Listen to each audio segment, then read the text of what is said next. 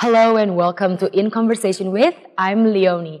In this episode, let's talk about the scripture, the role of men and women, and what's happening in our world today. First of all, allow me to ask, what comes to our mind when we hear the word feminism? One dictionary defines feminism as the belief that women are and should be treated as potential intellectual equals and social equals to men. So is it wrong for women to want to be treated as equals to men? As Christians today, how should we understand and respond to this whole movement, this secular feminism, and our society, our homes, and our churches are all exposed to it today? Let's talk about this topic with Professor Ligon Duncan, an American Presbyterian scholar and pastor. Professor Duncan was a pastor at the historic First Presbyterian Church in Jackson, Mississippi. Other than being the Chancellor and CEO of Reformed Theological Seminary and the John E. Richards Professor of Systematic and Historical Theology, he is a Senior Fellow of the Council on Biblical Manhood and Womanhood, having served as both Chairman of the Board and President. We are blessed to have him here at Reform 21. Let's have a talk with him. Thank you, Professor, for sharing with us and giving us your time. I'm delighted to be here, Leonie. Okay, Professor Duncan, can you share with us, just to start our discussion, what is feminism and what's happening really in our world today? Feminism, at least in the Western culture, came in three phases. The first phase of feminism started in the 19th century and entered into the early 20th century when women were fighting for the right to vote and also to have other basic legal rights relating to property and to involvement in society. I think most Christians don't find that controversial today. Starting in the middle of the 20th century in Western cultures, women also tried to argue for the right for equal pay in work. And they also objected to the objectification of women in a lot of the popular, in those days you were having the sexual revolution and standards of morality were sinking and women were treated as objects rather than as humans. And so second wave feminism wanted equal rights in the workforce, equal pay in the workforce, wanted to treat women and men as basically interchangeable in society, but also wanted to object to treating women as sex objects in the early days of the sexual revolution. The third wave of feminism finds feminism that wants to embrace the mores of the sexual revolution. And so if you were looking for examples of women in each of these eras, you might look back to the suffragettes in America who were marching in order to have the right to vote. And those would be some of the people that would represent first wave feminism. Second wave feminism would be represented by people like Gloria Steinem in the United States. And then third wave feminism would be represented by somebody like Madonna, who wants to be a feminist but also wants to embrace the sort of sexualized culture around us. So feminism comes in different forms. What I would say the essence of secular feminism is a desire to deny that there are real differences between men and women that ought to have any impact on how we relate in the home and in the church. And so feminism does not pay attention to the God-given differences between men and women the way the Bible explains those things. Well, the problem is when we see the religion, some religions, or even the cultures in Asia, for example, the way they see women, they may feel like they are less than men, and that's why they strive to get this equality. Many women may feel, so is that wrong to try and be equal? So what's your say? By the way, that is a great example of how culture impacts attitudes on this. And there is no doubt that not just in Asian culture, but in many cultures around the world, women have not been adequately valued. They have not been shown the dignity that they ought to be shown as human beings created in the image of Christ. And I have no doubt that that contributes to the attractiveness of feminism. But if you have a biblical view of women, you will have a high view of women that respects women. Interestingly, in Genesis 1 and in Genesis 2, it is emphasized that both Adam and Eve, as male and female, are uniquely suited to one another as companions. It is not that Eve is on some lower plane. She is also created in the image of God. And in fact, it's emphasized that of all the creatures on earth, only Eve was an adequate companion for Adam. And interestingly, the first poetry in human history is when Adam sees Eve.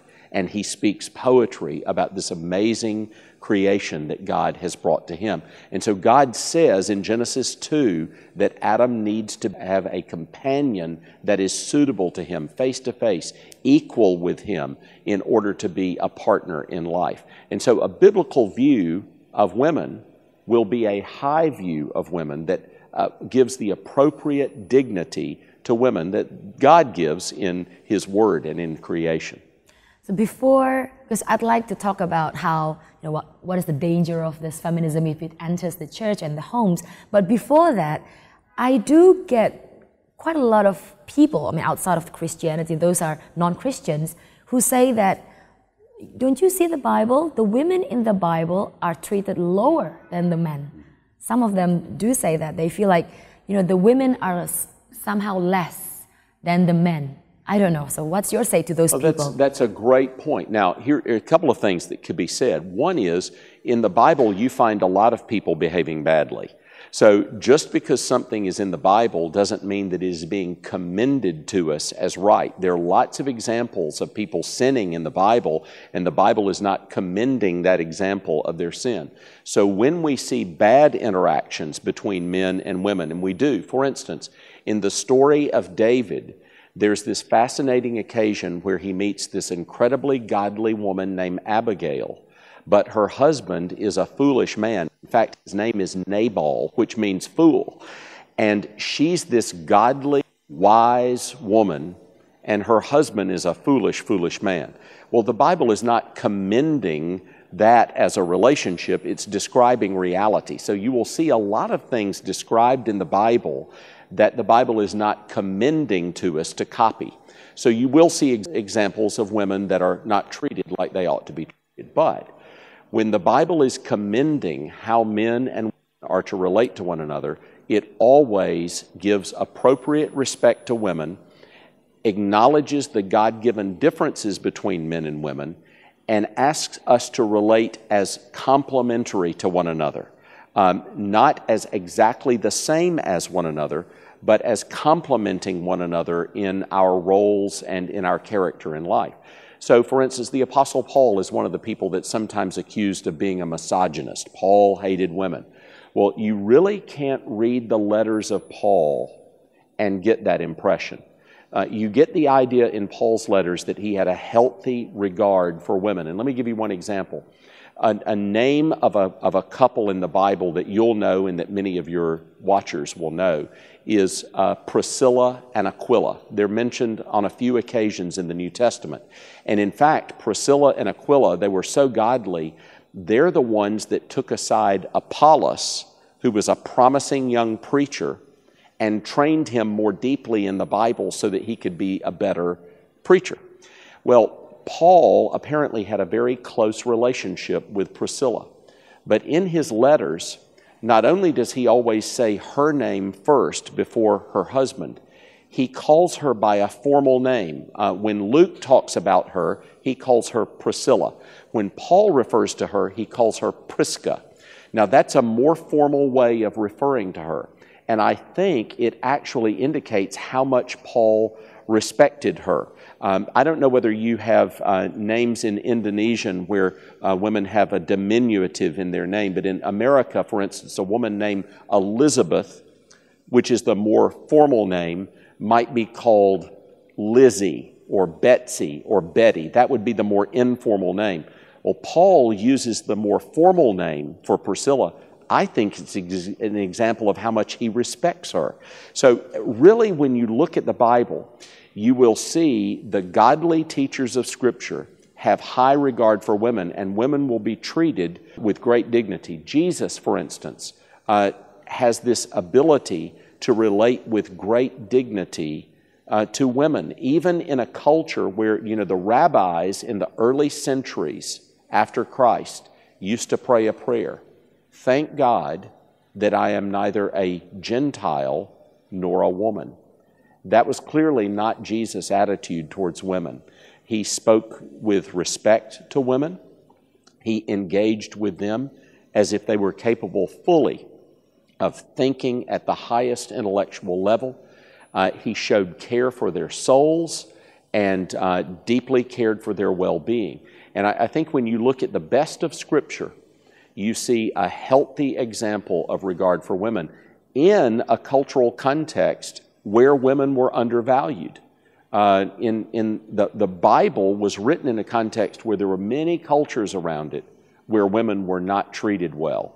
And the Bible actually lifted up the dignity of women in comparison to the cultures around it. I've heard of the word, you mentioned just now, secular feminism. There's also another terminology, evangelical feminism. Can you tell us what's the difference between the two? Evangelical feminism claims not to be motivated by the culture, but by being motivated by the Bible. And it claims that if you read the Bible correctly, there will not be role differences between the husband and wife in the marriage, and there will not be role differences between men and women in the church, so that it will not just be men who are pastors, women will also be pastors, even though the Apostle Paul in 1 Timothy chapter 3 says that the men are to be pastors, qualified men are to be pastors. And so evangelical feminism wants to say that there is no role difference between men and women in the home and in the church. So how is it wrong, evangelical feminism? Well, first of all, it directly contradicts what Paul says on multiple occasions in the New Testament. In 1 Corinthians chapter 14, he makes it clear that women are not to be the preachers and teachers in the church. In 1 Timothy chapter 3, he says that the elders, the pastors, are to be godly, qualified men. He makes it clear that women are not to preach and teach with authority in the church, that men are to be the ones doing the preaching and teaching.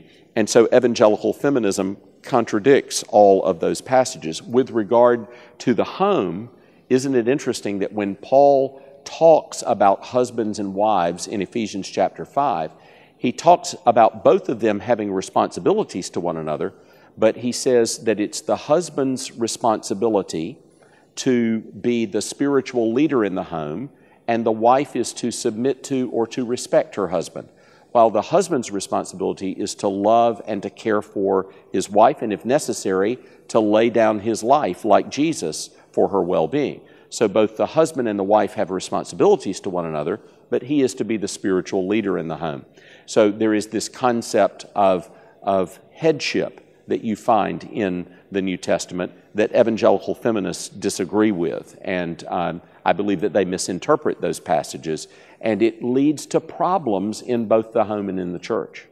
Can you go through those examples? What kind of problems? Because my next question would be, Christians living today, can they possibly unknowingly or unconsciously embracing this feminism, this whole movement?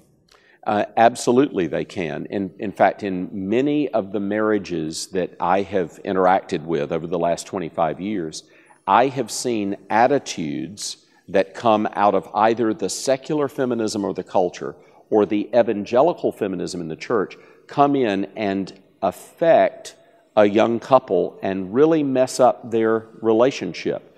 And that happens in a number of ways. Sometimes it is in a wife that really shows no respect for her husband. She really doesn't recognize his spiritual role of leadership in the home, and it leads to tensions. He doesn't feel respected. And it can go a couple of different directions. Sometimes men can get angry in that setting. Well, that's not a good situation for home life. Another thing that will happen is men will get disinterested and passive, and they will just take no initiative at all in the spiritual life of the home. And interestingly, I have had more women come to me and complain about men who are passive and who will show no spiritual initiative than complain about men who are abusive. Now, I don't want men to be either abusive or passive, but it's interesting to me that I think feminism leads more to passive males than to anything else. And I constantly find women coming to me saying, my husband will not take spiritual leadership. If we're going to go to church, it's me that has to get the family to church. My husband won't be the one to try and, my husband won't teach the children scripture. My husband won't pray with me and lead me in spiritual things. I'm the one who has to do those things all the time. And I find that women, intelligent women, educated women, women that are successful in their careers, they still want godly men that will lead spiritually in that way. And I find them frustrated that they don't find them. And I think one of the reasons they don't find them is because feminism has crept into our attitudes in the home, and men will use it as an excuse to shirk their responsibilities. So if somebody who's watching this are saying, yes, that's my family, what is your advice to them? That's a great question, and I get that question all the time. And I think here's the first thing. Men need to be the ones calling men to take responsibility. We shouldn't lead that to make women call men to do the things that men ought to do. Men in the church ought to be saying to all of the other husbands in the church, it's your responsibility to be a good spiritual leader for your wife and for your children. Don't make your wife come to you and say, would you please pray with me? Would you please read the Bible with me? Would you be the one that would be responsible for getting our family to the church and making sure that the Christian life was lived in our family? Have the men in the church say to those men, we're going to hold you accountable. How are you leading your wife? Is your wife happy with your spiritual leadership? Or is she frustrated with you? Because if a wife is the one who is doing that, first of all, a husband will feel like he's being nagged. And then he'll take it out on his wife. And I don't want that to happen. It's also good for the wife to talk to her pastor about that, because the pastor needs to be aware of those problems in the church. I was blessed with a church filled with godly women. And I would not have guessed that there was so much a problem with husbands not doing what they ought to do unless those women had told me what was going on in the homes. So have the wife talk with her pastor and let the pastor know what's going on. And then the pastor can preach from the pulpit to the men that they need to be godly and take spiritual leadership so that their homes are happy and their wives are happy. So let's talk about, just now was about marriage and how the homes. How about the church in terms of this whole thing happening, not just around the world, but it's entering the church? Yes. One thing that I see happening is this. When men find out that women will do their job for them in the church, they will let them. Because men can be lazy, and women by nature are pretty hard workers. If you're going to be a wife and a mother, you have to work hard.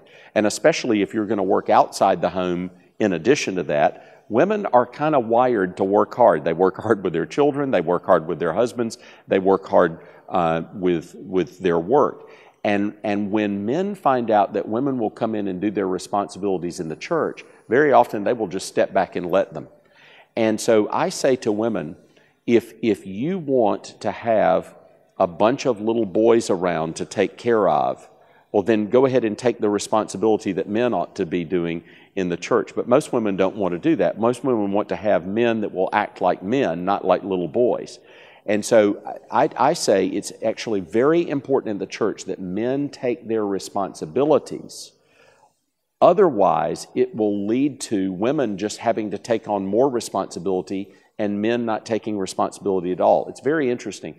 In many of the churches in America, that started having women pastors and leaders in the church, the argument was this 50 years ago. They would say, we need more leaders in the church, so why not, in addition to men, we have women leading the church, then we'll have more leaders in the church. Now, do you think that that has led to there being more leaders in the church? No, it hasn't. What it has led to is there being less leaders in the church because the men stopped caring about leading once the women came in and started leading in the churches. So what happens is when women lead, men just stop caring. They stop pulling their part. They stop doing their part.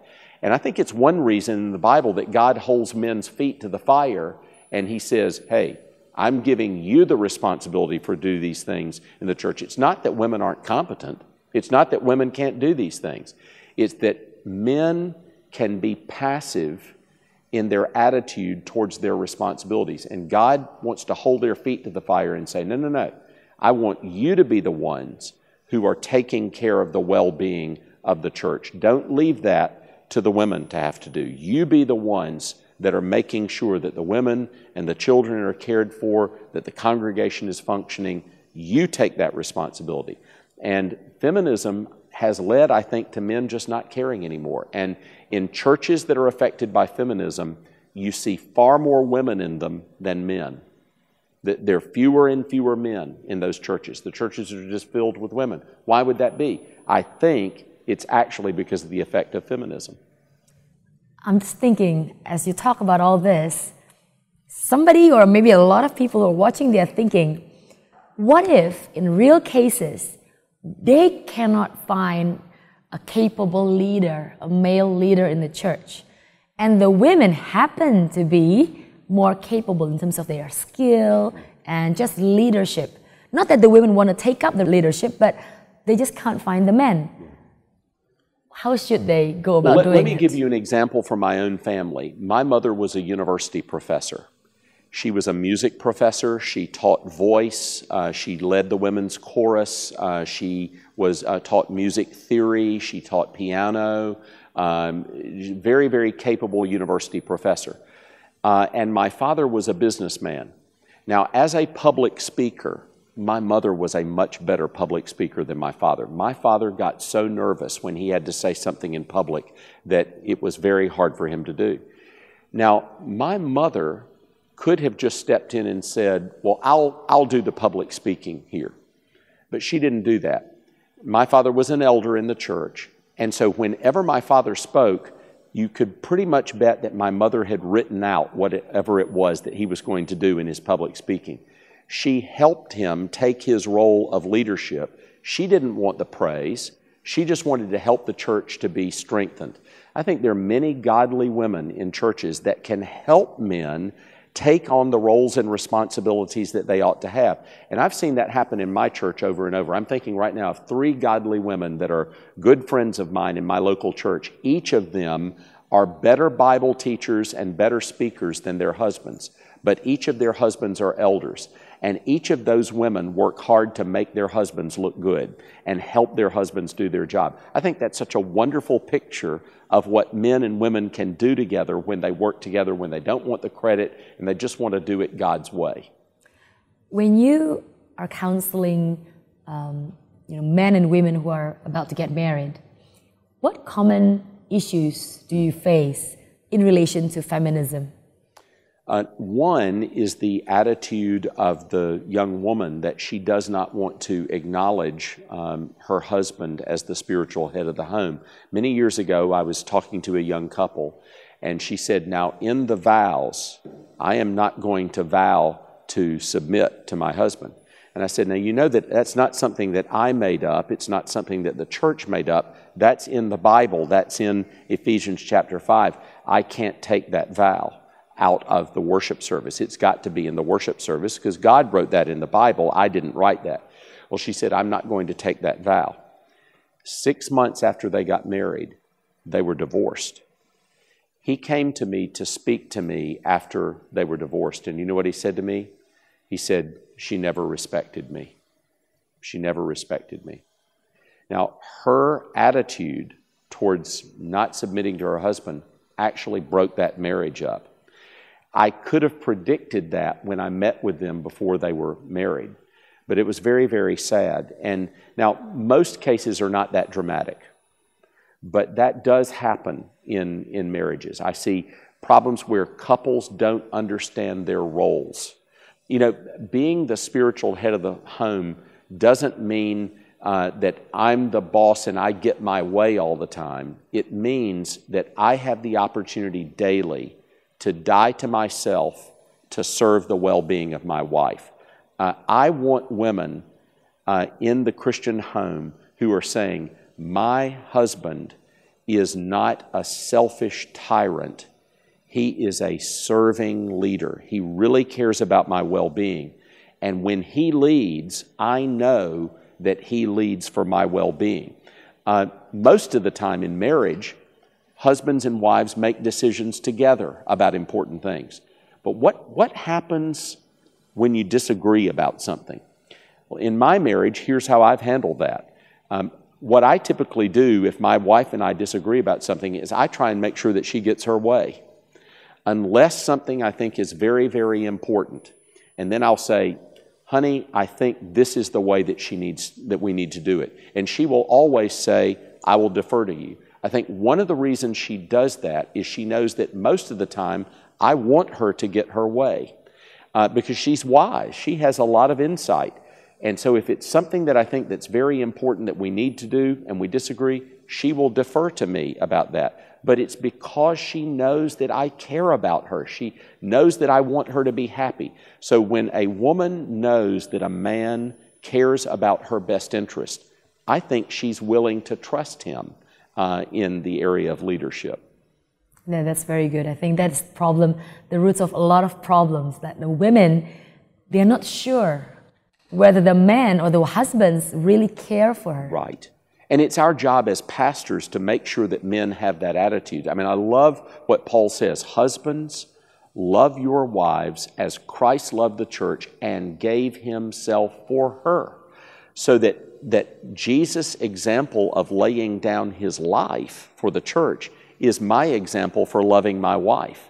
Now, that's not a selfish kind of leadership. That's a self-giving, self-sacrificing kind of leadership. It doesn't mean that I get my way all the time. It means that I'm always looking out for the best interests of my wife. And a lot of times women feel like men aren't going to look out for their best interest because men aren't looking out for their best interest. And so pastors need to call men to look out for the best interests of their wife and their children. Okay, I'm just giving you a scenario where the wives who are watching may feel that it's very difficult for me to respect my husband because he's not the type who can be respected. Let's say that the wife is a Christian. She became a Christian after they got married, let's say. In such a case, what is your advice? First of all, before a marriage happens, one of the questions I ask young women is, can you really respect him? Now that's very important because sometimes you will find a young woman that is more educated than a man and they're engaged to be married. And so I'll say to her, now you have more education than he does. Can you really respect him? Or maybe a woman has come from a home that was wealthier than the home that the young man has come from, and maybe they're going to be living at an economic level that is less than her father was able to provide for her. So I'll say, can you really respect him? So before marriages, that's one of the big issues I want to deal with. I tell my own daughter is very smart, and she went to university on a scholarship, and I've said to her for many months now, one day when you meet a man, make sure that you can respect him, because if you can't, you'll be miserable and he'll be miserable. So what happens when a woman comes to me and she says, I'm struggling to respect my husband? They're already married, and maybe, like you say, she becomes a Christian afterwards, or there's some circumstance that causes her to struggle with respect. The first thing I would say is this: find at least one thing in your husband that you can respect. All of us will have things that are harder to respect and things that are easier to respect. Find something that you can genuinely admire. Let me go back to my parents again. My mother was the intellectual of my family. There's no question about that. When I had theological questions, I went to my mother. She was trained. She had a master's degree. She had done doctoral work. She had taught in university. She was very articulate. My dad, he didn't read as much as she did.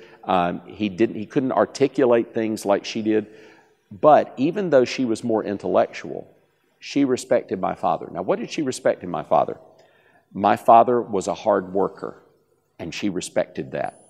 She might have been smarter than my father, but she knew that he was a hard worker.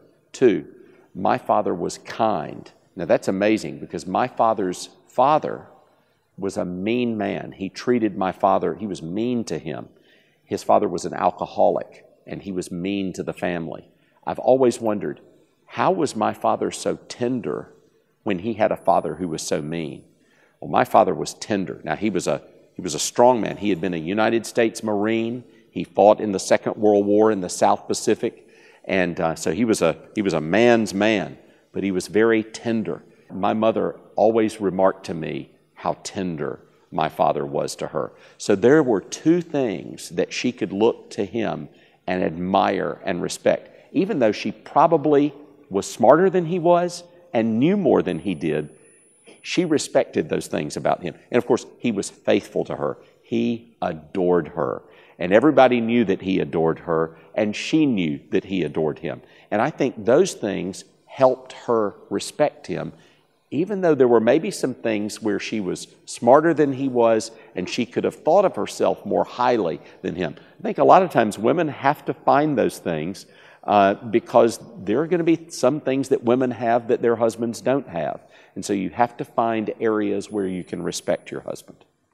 Do you think that expectations is a big factor in causing all the issues in families and Absolutely even churches? True. You have put your finger on it. That's always the last thing that I talk about with couples in their last counseling session before they get married. I think sometimes our expectations can be so high that when we get into marriage and we run into problems, we get so deeply discouraged that we give up. And I think it's important to have reasonable expectations and to recognize there are going to be problems. And good marriages are built on forgiveness. Good marriages are built on 2 people who learn to forgive one another. And so a good marriage doesn't mean you don't have any problems. A good marriage doesn't mean you don't have any conflicts. I often tell young couples, don't think that your marriage is good if you never argue. Very good marriages can have arguments in it. The question is, how do you resolve those arguments? How do you work through those problems? How do you forgive one another? The closest marriages are marriages where people have had to work through really hard things, but they stick with one another. I tell people when they're getting married, 40 years from now, I want you to be sitting across the table from one another, and I want you to think when you're looking at her, you know what? She stuck with me. All these years, all the things we went through, she stuck with me. And I want her to look at him and say, we've been through a lot of things, but he's right there. We're here for one another. And I said, the closeness that you're going to feel to one another then is beyond anything else in this world. And it's not because you didn't have any problems. It's because you worked through those problems together. So I think setting expectations is very, very important in marriage.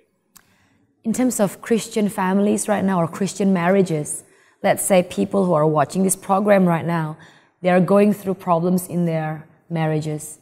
They are feeling bitter right now, husbands and wives. And they want to move on, but they are just bitter and they don't know how. Is there anything from the scripture or anything that you can encourage them, you can say to them? Yes.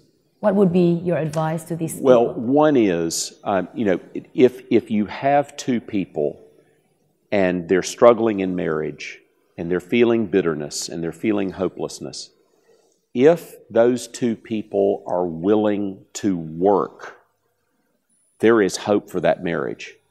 But if the 2 of them are not willing to work through those things, there's no hope for the marriage. If you have 2 people that are willing to work together, it doesn't matter how hard things are. I'll tell you something, this is horrible what I'm about to tell you.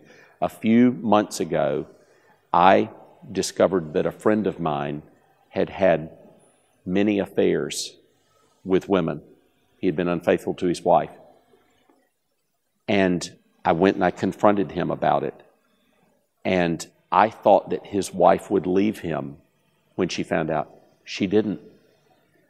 She was willing to try and make the marriage work. If you have two people that are willing to work, you can get through almost anything in marriage. So one thing I would say is, if the couple just won't give up on one another, you've got something to work with. The second thing is this: when we're bitter and we're having a hard time forgiving one another, I think it's so important to remember how Christ forgave us. We did not deserve to be forgiven, but Jesus forgave us. We've got to learn how to give that kind of forgiveness to one another.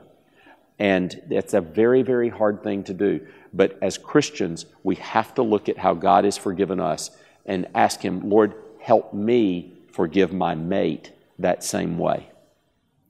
Is there anything else that you'd like to add? And you can speak directly to the viewers on this topic: feminism, families, bitterness, and the roles of men and women. I would encourage you to have homes that are based on the Bible. The Bible tells us that godliness begins at home. And the way we relate to one another as husbands and wives in the home is very, very important for our Christianity. So desire to learn what the Bible teaches about husbands and wives and about the leadership of godly pastors who are men in the church. There are books that can help you in this area. Tim and Kathy Keller have a wonderful book called The Meaning of Marriage. Brian Chappell has a wonderful book called Each for the Other. There's a book right here called Recovering Biblical Manhood and Womanhood. Books like this by John Piper and Wayne Grudem and others will help you live the Christian life in the home, and just desire to be biblical in the way that you relate as men and women. Thank you so much for your time. And thank you too for watching. Our hope and prayer is that wherever you are, you've been blessed greatly by our programs and the discussion that we had earlier. Do stay tuned to Reform 21. I'm Leonie. God bless.